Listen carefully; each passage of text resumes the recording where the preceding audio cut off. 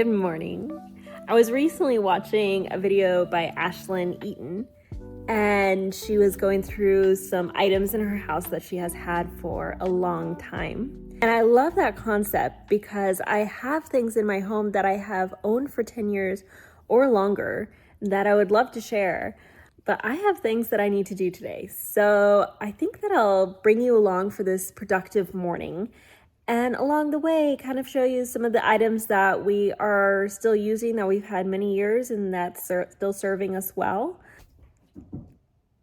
Perfect timing, Jimmy. Let's go.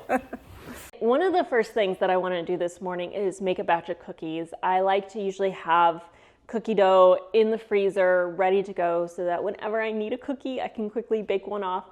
But it's also a great fast dessert for whenever we have company unexpectedly or a friend over. I can quickly bake off some cookies. So I want to introduce you to one of our long-term residents in our home, which is my KitchenAid. My grandmother purchased this for me as a graduation gift when I graduated from culinary school over 10 years ago. And it is still going strong. I know that having these kinds of machines serviced and cleaned every once in a while will help increase longevity. I have not been able to do that yet. I need to do that for this one.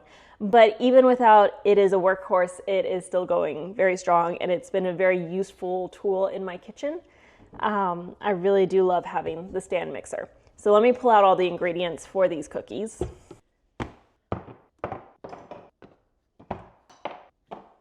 And this brings us to another staple in my house, which is this Better Homes and Gardens cookbook. I have had this cookbook for many, many years, over 10 years, and it is a wonderful source for basic recipes. It is my go-to chocolate chip cookie recipe. Cookbooks and recipes can be so funny because they can show their age by the ingredients they recommend. Like in this chocolate chip cookie recipe, it calls for 3/4 cup butter and a 1/4 cup shortening. And I don't use shortening anymore. I just go straight butter. And so I'll do a full cup butter in my recipe instead of doing the shortening. But just for a basic home cook, this cookbook has served me very well. So this recipe does call for a cup of butter, and I did not set the butter out to get soft beforehand. So I'm going to use my microwave trick that I usually always use. I always start in the microwave with the flap side down. And I set the microwave for 5 seconds, and I let it go for 5 seconds. And then I give it a 180-degree turn. So the flap side is now up. Another 5 seconds. Turn it 90 degrees, so the flap is on the side now. Another 5 seconds. Test it at that point. Usually my microwave, it's good then. If not, one more 180-degree turn, 5 more seconds, and that usually gets my butter perfectly room temperature soft without melting on the inside. So that's my butter hack. Firm, perfectly room temperature soft.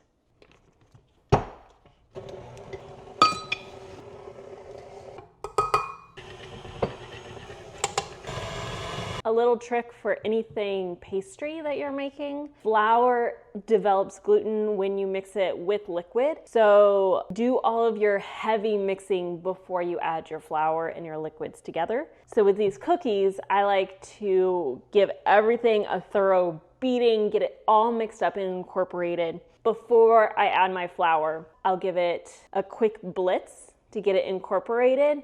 But I really don't want to do a lot of my mixing after I add the flour, or else it's just going to develop that gluten and make the cookies tough instead of light and fluffy, which is what we're going for.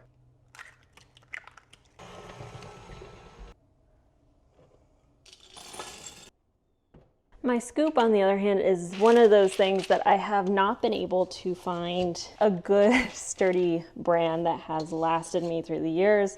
I've had to buy a new scoop many times because the mechanism usually ends up breaking. So if you have any recommendations for a good scoop that has lasted you a while, please send them my way.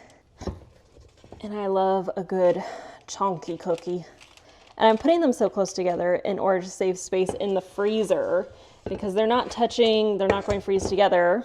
And then when they're frozen, I'll just be able to throw them into a freezer bag and store them that way. And then I'll give them their space when they are actually cooking. But another great thing about freezing the cookie dough before baking it, especially when making big cookies like this, is that with the butter being frozen and so cold, is that they do not spread as far, so you don't get paper thin, big round cookies. You get mounded, thick, ooey gooey in the center cookies. All right.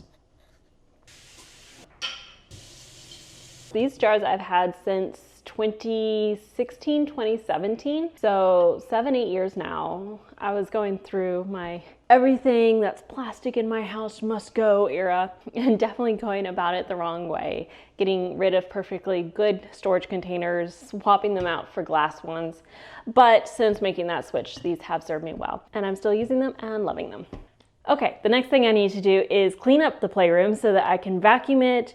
And then I need to pull out some toys that it doesn't really seem like little man is playing with anymore, so that he can go through them and decide which ones need to go to a friend and which ones need to stay with little man. His school is doing a toy drive of gently used toys to be able to give to local families during the holidays. So that's been a great incentive for me to help him sort through. Let's get it done, Jim. Let's get it done.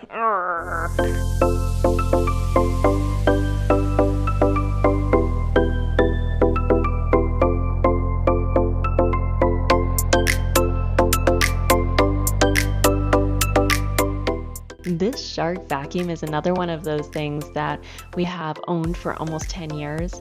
Brad and I will be celebrating our 10th wedding anniversary in December, and we bought this vacuum shortly after we got married. Even though we now also have a cordless Dyson and a Roborock, I still reach for this Shark because it has such great suction that it works really well for the carpets.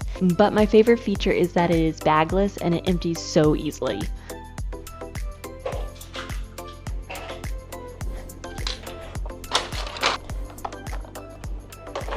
So here are all the toys that I would not mind parting with.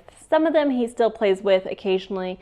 Some of them I know that he has not touched in a while. Last time I did this with little man, it went really well, so we'll see how this goes this time. But the whole point is not for all of these toys to be gone. It's for him to be able to say which ones he wants to keep and which ones he wants to give to a friend, which means we donate them. And I want to provide him with some obvious yeses. I want to keep that so that in comparison, the other toy doesn't feel as valuable and he's able to give it away easier. So I might take 2 toys that, one, I know that he likes, so say this, and one that I know that he hasn't played with in a while. Say the fire truck. And I'll say something like, which one stays with little man and which one goes to a friend? And he'll say, that one stays and that one goes. Sometimes I'll hold them up and I feel like there's an obvious, yes, he's going to want to keep this one. And he'll go, that one goes to a friend, that one goes to a friend. And so they both go. So that's what happened last time. We'll see what happens this time. But hopefully some of these toys will be able to be donated to his school and go to kids who can use them and enjoy them and play with them. All right, next thing, I have some plants downstairs that need to be watered, and there's some dead leaves on there that need to be kind of picked off. So it just needs to be taken care of a little bit. So let me go do that.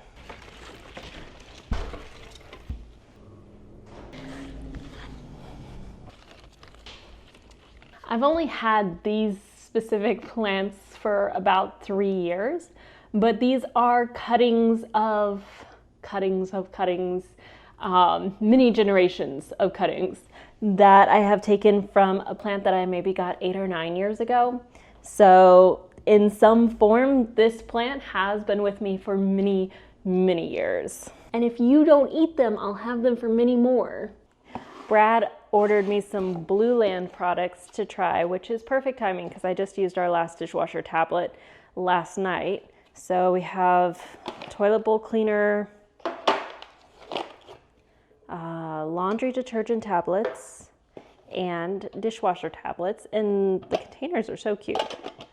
It's like refillable with these pouches. Literally, laundry is spring bloom, toilet bowl lemon cedar, and dishwasher fragrance free. Beautiful. All right, so I'm going to put these in and then go set them out. I would love to be able to set this cute little container out on my countertop. That would make it so accessible. But unfortunately, we are still in the stage with little man where he has ingenuity, but not self-preservation. So all cleaning supplies I still keep high up in the pantry or locked in a cabinet underneath the sink. So that's where these are going.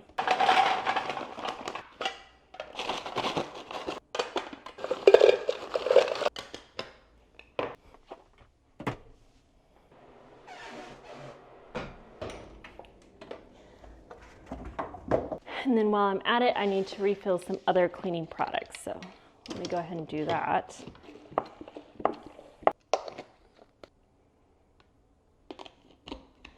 I'm going to go ahead and get started on dinner, but the bonus of starting to make dinner now is that I'm going to be able to eat some of it for lunch. So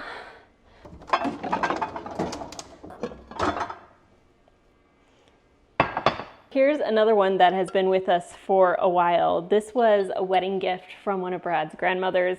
She gave it to us in a set, a mixing bowl, a pie pan, and this casserole dish, all with the same pattern. I still have and use all three, and they are in beautiful condition. The brand is Cook's Tools, and I believe that it was from like a box store like Belk or JCPenney or something like that. This chef's knife I have had for so many years, maybe going on 12 years now. It is a German knife. I believe it's pronounced Wustaff. I'm probably butchering that though. But I got this knife while I was in culinary school. I love a knife that has a full tang, and you can see the metal running all the way through the handle, and that's how you know it has that full tang. I also don't like a bevel on my knife. This one is a pretty straight blade. But the best part about this knife is, even though these knives are more expensive, they're not top of the line, they're not the most expensive, but they hold their edge so well. And if you're a knife snob, connoisseur, or my chef from culinary school, I'm sorry, close your ears. I have not sharpened this knife in maybe 2 years. It is dull, but it is not terrible. But I do need to get it sharpened soon. I am also not one of those people who needs a full set of knives. I do most of my cutting with my chef's knife. I have a paring knife and a serrated knife, and that is the extent of my knife collection.